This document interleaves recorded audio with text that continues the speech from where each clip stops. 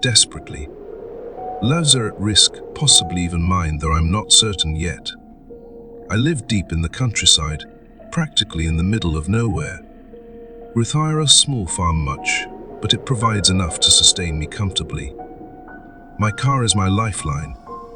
It's the only way I can travel into the city to buy groceries, set up at farmers' markets, and meet with wholesalers interested in purchasing part of my harvest. That is, until it vanished. One morning, I woke up, got ready for the day, and prepared to head into town for the market, only to find my car missing.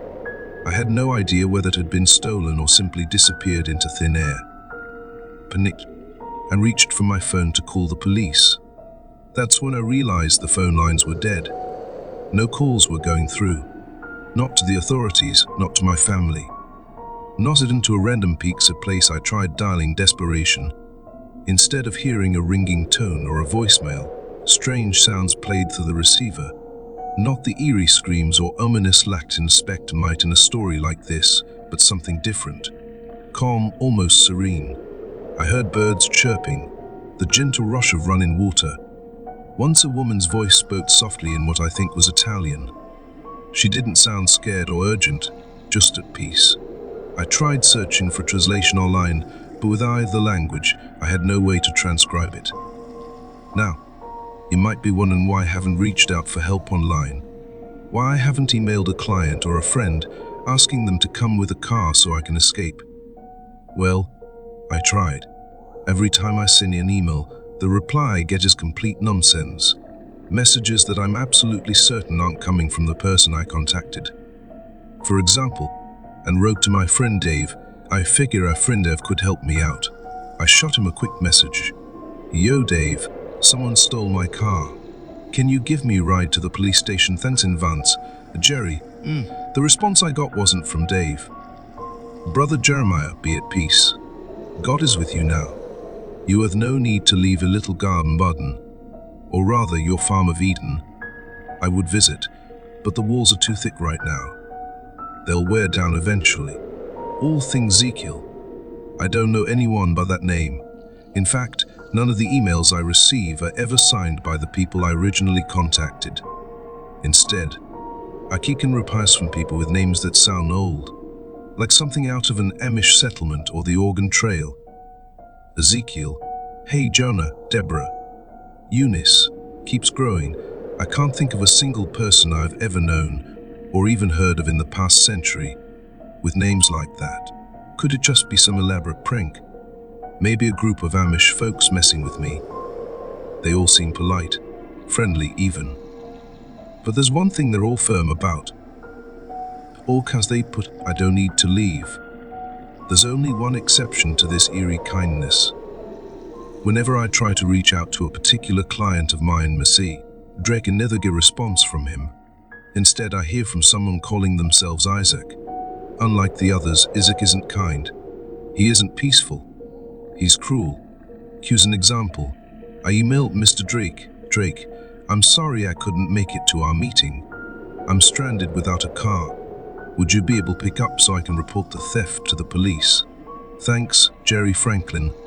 This is what I got back. This is what I got back. Foolish heathen. Dost thou truly believe of to go the gift bestowed upon thee?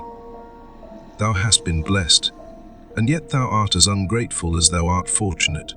Thou wilt surely burn the fires of Satan for refusing to let God into thy blackened heart. Isaac, I have no idea who these people are, or what they want from me. With most of them, I can least they're trying to save me in some way. But Isaac, his messages feel different, angrier, more personal. And for some reason, he's the only one using old, almost biblical English. If this was the extent of what was happening, I might have dismissed it as some bizarre prank pulled by a cult with too much time on their hands. But I know that's not the case. Because ever since all of this started, he showed up in person. The referring to is an entity I've come to call the Faceless Mourner. And he, more than anything else, is why I need help. He's the reason lives are at risk. He stands about 5 fathom, always dressed the same way, a black suit and tee, something fit for a funeral. White silk gloves cover his arms, I think the gloves. A smooth, featureless ski mask conceals his face, but there aren't even holes for his eyes or mouth. Unless it isn't a ski mask at all, maybe he isn't wearing gloves either. Maybe his skin is made of cloth. Whatever the case, I'm certain of one thing. He doesn't have a face. You know how a mask usually presses against the contours of a person's face? How you can still see the slopes of their nose, the ridges of the K-sweet bomb. His face is eerily smooth, almost rounded. The only defining features I can make out are a sharp, pointed chin and a high brow. And that's it. I can't bear any eyes, mouth, or even the faintest hint of a nose beneath that cloth-like exterior. It's unsettling. I can't tell if his face is completely smooth or just subtly rounded. There's no indication of where his features should be. And then there's the umbrella, and right I see him. He's carrying an oaken, reddish, pink umbrella adorned with a delicate white floral pattern. The handle is plain, unadorned wood. He alternates between keeping open or closed, seemingly dictated by the weather. Rain, snow, or intense sunlight all warrant an open umbrella. But despite how brutal the conditions get out here, he never seems affected. He doesn't shiver in the cold, doesn't sweat in the heat. It's as if the elements don't touch him at all. For the most part, he remains unnervingly still. But when he does move, it's in one of two ways: either sharp, sudden, almost unnatural bursts, or agonizingly sheafed, like a flower gently turning to face the sun. And one more thing, the most important thing. Every time he appears, he brings a corpse with him. Now you understand why I said lives are at risk. I don't know if he's the one responsible for the deaths. I don't even know how the bodies get here. I've watched trying to catch the moment they appear, but I never see it happen. They simply arrive, and it's not like he could be carrying them. His frame's too small, too slight to be lugging around dead bodies. What's even stranger is how the course changed depending on the season. That's right, I said season. Because this has been happening for what I can only describe as years. I first noticed it when I woke up one morning to find a small calendar sitting on my nightstand. It wasn't the kind you hang on a wall, just a simple desk calendar, a marked every way except for one thing. An entire week had passed since I'd fallen asleep. Time moves differently here. Seasons shift in the span of weeks. A full year lasts in the 2 days, and through all of it, the faceless mourner remains the same. Standing there, watching, waiting, always with a corpse at his feet, as if silently mourning the loss of someone he once knew. The conditions are always the same. The scene shifts with the seasons, yet the pattern remains unbroken. For the sake of parity, I refer to these events as burials. The seasons won't transition properly, and the day won't end, until I either bury the corpse or burn it. I first tried burying them, but after so long, I started running out of space in my yard. I've since resorted to cremation. Strangely, the makeshift grave marker placed for the bodies have all disappeared over time. The ground smooths itself out, as if the graves were never there at all. Winter burials are the worst. They take place during blizzards so fierce that the wind howls through the trees, and the snow blinds me everything but the figure, the faceless mourner. He stands unshaken, unaffected by the storm, his pink umbrella somehow shielding him completely. A body in winter is always the same, buried beneath a faux snow frozen solid. It's the hardest burial for me, not just because of the digging, but because I have to gather enough dry wood to build a proper fire. The blizzard rages until I've collected enough, and only then does the snowfall stop, allowing me to dig a fire pit and set the body aflame. It's during these moments that the mourner sometimes does something different. He doesn't always do it, but occasionally, it pulls out a small noble something down and tears the page away before handing it to me. The notes are always mundane. Bundle up, Jeremiah. In catch cold. Do making want some. I almost accepted the cocoa once, but every time I glance up from reading the note, he's already gone. Spring burials are different, the Segre. A gentle, steady rain falls over everything. The Myrna stands above a corpse floating face, down in a shallow puddle. Unlike the winterbow visible wounds, no signs of trauma. If I had to guess, I'd say they died of exposure. Freezing in winter, drowning in spring. But then why are they buried under a foot of snow? Why are they lying in a puddle, perfectly still waiting for me? Spring burials are the easiest. The rain softens the earth, making it simple to dig a shallow grave and lay the body to rest. I usually fashion a simple grave marker, sometimes just a few wooden boards nailed together. Whenever I leave a marker, the faceless Moor approaches it, carefully pinning a note from his notepad onto it. The things he writes are strange. It's as if he invents his own cause of derail. Died of sadness, Tan. Here lies Meredith. I tried to help her, he didn't. Tan. Here lies Ben. Not quite sure where he went. I'll find him eventually. That last one unsettles me the most. Is he speaking metaphorically? Or does he mean it literally? If so, after pinning the note, the Mona gives a small nod, as if approving his own words, then stands there silently. And doesn't leave until I look I do. He vanishes. The fall burials on is my second least favorite season here. Because in fall, the Mona comes to my door. Always the same steady rhythm. If I open it, he doesn't step inside. He simply turns and motions for me to follow. If I refuse, he keeps knocking, and either leagues until I give in. When I finally step outside, he leads me through the trees. Except, the trees aren't supposed to be there. This grove doesn't exist any other time of year, only appears in autumn, a dense, twisting forest that vanishes when the season ends. And in the center of it, hanging from a high branch, is the body, the sticky nose pinned to the corpse's clothing. The same message every time. Do you feel guilt? I always do. I don't own these people.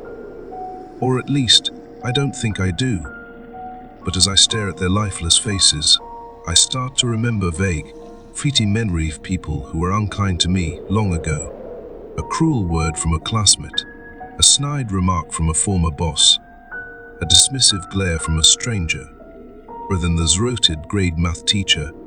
I didn't hate her. I never wished her dead. But here she is, suspended from the branches, limp and lifeless. The corpses are always high up, too high to find a way to cut down before I can lay them to rest. The mourner stands nearby, silent as ever, watching. The soil is still soft enough for me to bury them. Usually I lay them to rest in the forest, but once, just once, I buried a body among the trees, only to find a hand there again the next day. After that, I started burying them in my yard. The cause of death is always obvious. The part I can't explain is how they get up there in the first place. The taller trees in the grove stretch nearly 20 feet high. And the faceless mourner, he doesn't seem like the to climb trees, let alone haul a corpse up with him. A more pressing question would be, where does this forest come from? And where does it go? And I can't begin to unravel the mystery.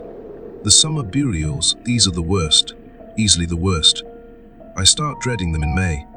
As June creeps closer, my sleep becomes restless, fragmented.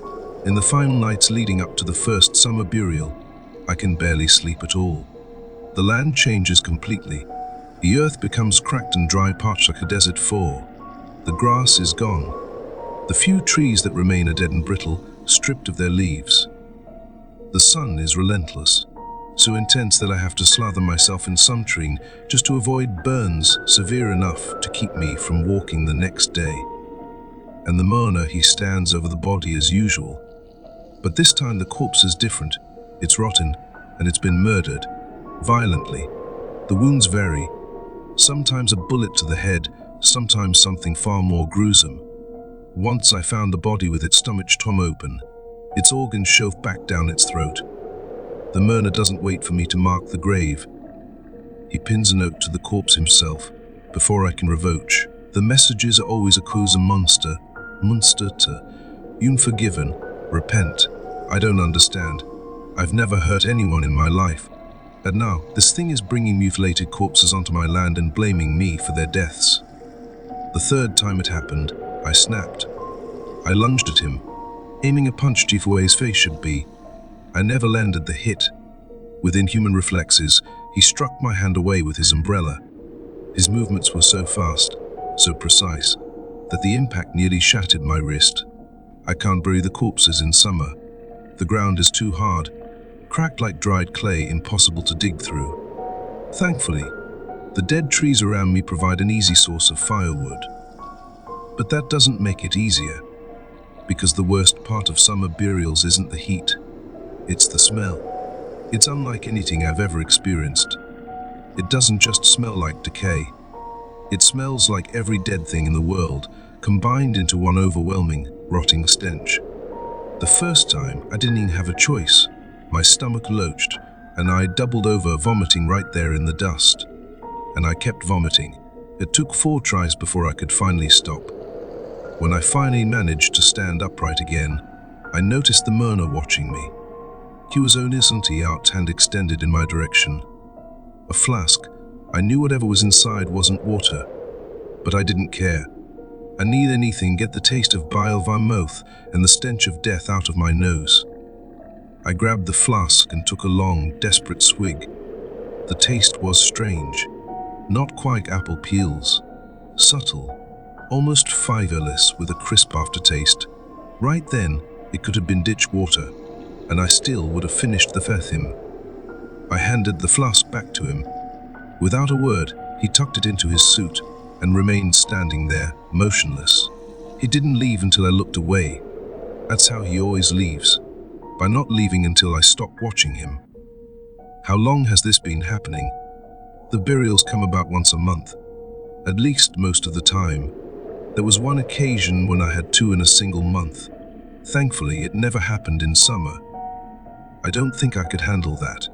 I've tried to keep track of counted as best as I can, and by my estimative, this has been happening for 2 years. I've buried, or burned, almost 100 people, and I still don't understand why I have. That's my story. I know how it sounds, like some ridiculous and impossible tale. But please, if anyone knows anything, if anyone can need to know, have I been cursed and I haunted? I know there's no logical explanation for any of this, but if you had one, please contact me immediately. I'll leave you with this letter I received from Isaac. It was about the summer burials.